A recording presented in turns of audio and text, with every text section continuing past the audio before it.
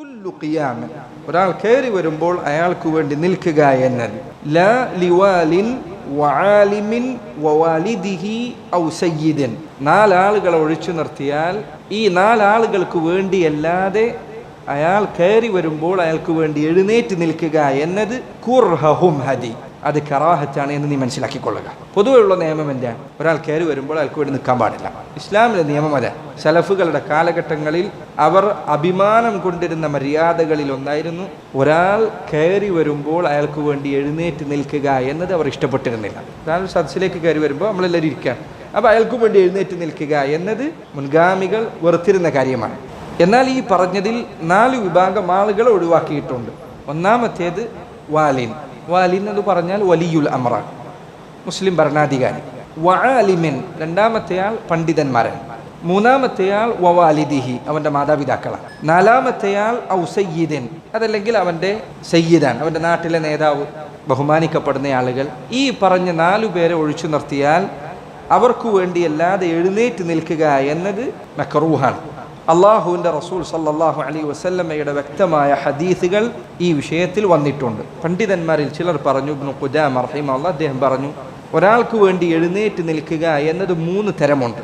ഒന്നാമത്തേത് ഖിയാമുൻ അല റഅസി റജുൽ, ഒരു മനുഷ്യൻ ഇരിക്കുന്നു, മറ്റുള്ളവരെല്ലാം അയാളെ ആദരിച്ചുകൊണ്ട് നിൽക്കുന്നു.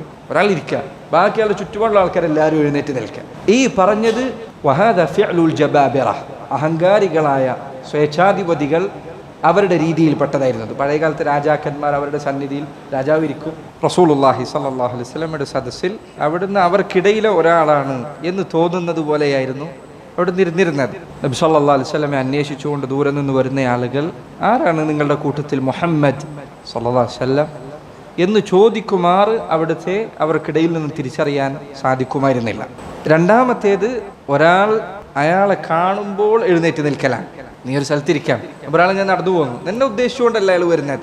അയാൾ നടന്നു പോയപ്പോൾ അയാളെ കാണും, ഒന്ന് എഴുന്നേറ്റ് നിൽക്കുക. അയാളങ്ങ് പോയി കഴിഞ്ഞാൽ ഇരിക്കുക. ഇങ്ങനെ ആളെ കാണുന്ന സന്ദർഭത്തിൽ എഴുന്നേറ്റ് നിൽക്കുക, അയാൾ പോയി കഴിഞ്ഞാൽ ഇരിക്കുക. ഈ രീതി, അതാണ് ഈ കവിതയിൽ അദ്ദേഹം ഉദ്ദേശിച്ചിരിക്കുന്ന രൂപം. ഒരാളെ കാണുമ്പോൾ എഴുന്നേൽക്കുക, അയാൾ പോയാൽ ഇരിക്കുക.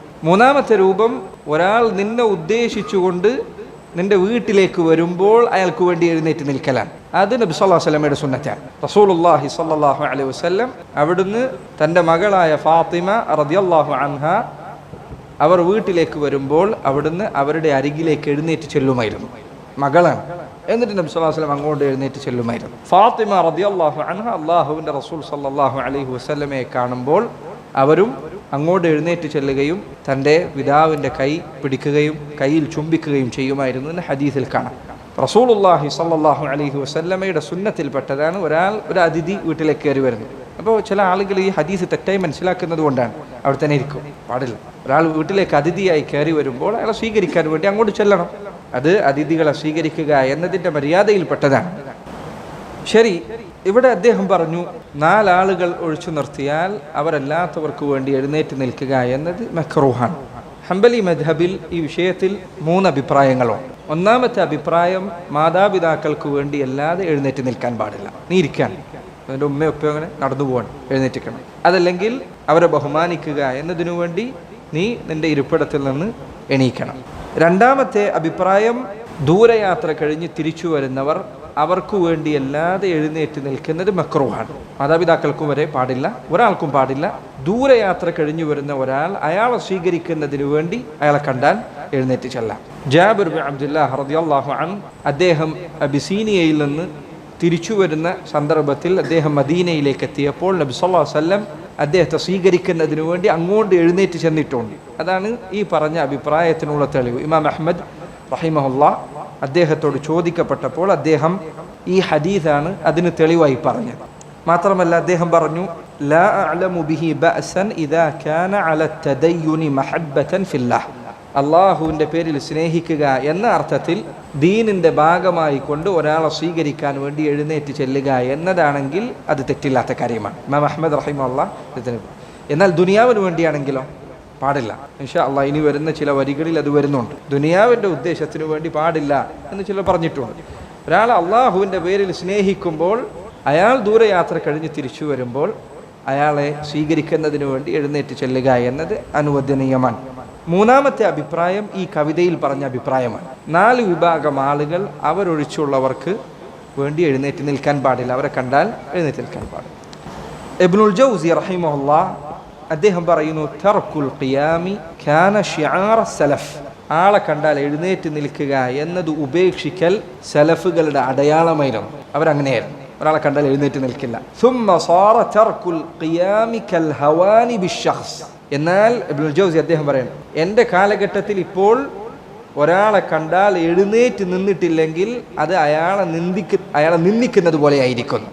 കാലം മാറിയപ്പോൾ എഴുന്നേറ്റ് നിൽക്കുക എന്നത് ആദരവിൻ്റെ ഭാഗമായി മാറിയിരിക്കുന്നു. അത് ഒഴിവാക്കിയാൽ പ്രശ്നമാണ്. അതുകൊണ്ട് അദ്ദേഹം പറയുന്നു, ഫയംബഗി അൻ യുഖാമ ലിമൻ യസ്ലുഹ്.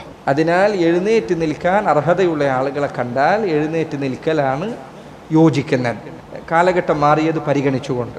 ചില അദബുകൾ ഇങ്ങനെയുള്ള കാര്യങ്ങളിൽ നാട്ടിലുള്ള പൊതുരീതികൾ പരിഗണിക്കപ്പെടാറുണ്ട്. അവിടെ ഏറ്റവും ശ്രേഷ്ഠമായിട്ടുള്ളത് എല്ലാവരും അങ്ങോട്ടും ഇങ്ങോട്ടും എഴുന്നേറ്റ് നിൽക്കാതിരിക്കുക എന്നുള്ള രീതി നമ്മുടെ നാട്ടിൽ വരലാണ്. എല്ലാവരും പഠിപ്പിച്ചും പറഞ്ഞു കൊടുത്തു. അതില്ലാത്തിടത്തോളം കാലം ഒരു വലിയ വയസ്സുള്ള ഒരു പണ്ഡിതൻ വന്നിരിക്കുമ്പോൾ ഞാനാർക്കും എഴുന്നേറ്റ് കൊടുക്കില്ല എന്ന് പറഞ്ഞ് മാറിയിരിക്കുന്നത് യോജിക്കുകയില്ല. ചിലപ്പോൾ അത് ആളുകൾ തെറ്റിദ്ധരിക്കാനാണ് വടിയൊരുക്കുക. അതുകൊണ്ട് ഈ വിഷയത്തിൽ ഈ ഒരു മര്യാദ, നാട്ടിലുള്ള രീതികൾ പരിഗണിക്കുക എന്നത് ആവശ്യമാണ്. ഷെയ്ഖുൽ ഇസ്ലാം റഹിമഹുല്ലാഹ് അദ്ദേഹവും ഇതേ അഭിപ്രായം അദ്ദേഹത്തിൻ്റെ കിതാബിൽ പറഞ്ഞതായി കാണാം. മാത്രമല്ല അവർ ചിലർ പറഞ്ഞു, ഒരാൾ എഴുന്നേറ്റിട്ടില്ലെങ്കിൽ പരസ്പരം ശത്രുതയും വിദ്വേഷവും ഉണ്ടാകുമെങ്കിൽ എഴുന്നേൽക്കുകയാണ് വേണ്ടത്. ചിലപ്പോൾ കുടുംബ ബന്ധങ്ങൾ മുറിയാൻ വരെ കാരണമാണ്. വയസ്സായ എളാപ്പ വന്നു കണ്ടിട്ട് എണീച്ചില്ല, അല്ലെങ്കിൽ മൂത്താപ്പ വന്നു എണീച്ചില്ല, പിന്നെ അതിൻ്റെ പേരിൽ കുടുംബ ബന്ധം തന്നെ തെറ്റാൻ കാരണമാകുമെങ്കിൽ എഴുന്നേറ്റ് നിൽക്കുകയാണ് വേണ്ടത്, എഴുന്നേറ്റ് നിൽക്കാതിരിക്കരുത്. ഇത് അദബുകളുമായി ബന്ധപ്പെട്ടതാണ്. നീ അദബ് പാലിക്കുന്നത് കൊണ്ട് ഒരു സുന്നത്താണ് ലഭിക്കുക. പക്ഷേ ഈ അദബ് പാലിച്ചാൽ സംഭവിക്കുക അതിനേക്കാൾ വലിയ ഹറാമുകളാണ്. എങ്കിൽ ആ സന്ദർഭത്തിൽ ഈ സുന്നത്ത് നിനക്ക് ഉപേക്ഷിക്കാൻ അനുവാദമുണ്ട്.